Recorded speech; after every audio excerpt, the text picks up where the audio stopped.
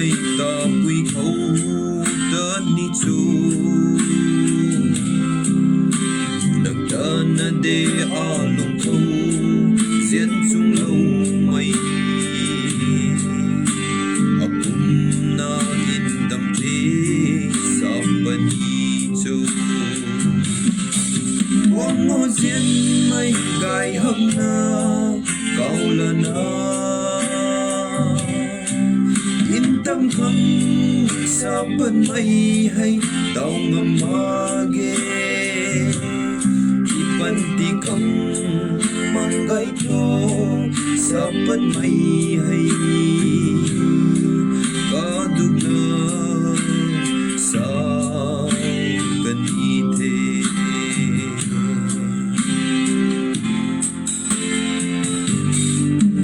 sông si mây in gần ó vẫn đi khâu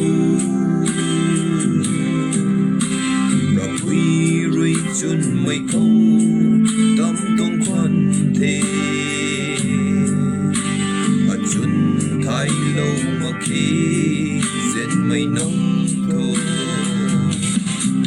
quang ngô diễn mây gai hâm na cao là na in tâm khâm sa bên mây hay tàu ngầm ma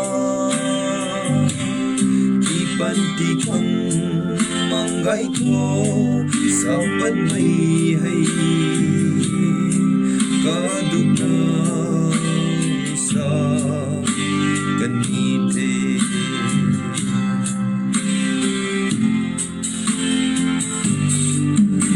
tuần đó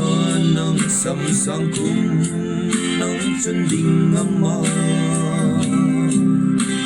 ở Kamei khăng suna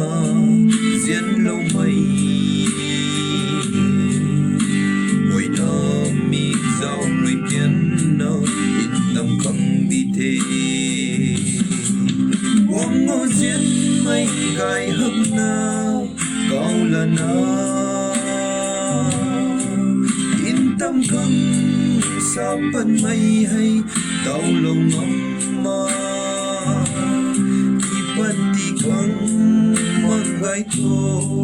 dùng mấy lần hay có đúng nào sao cần đi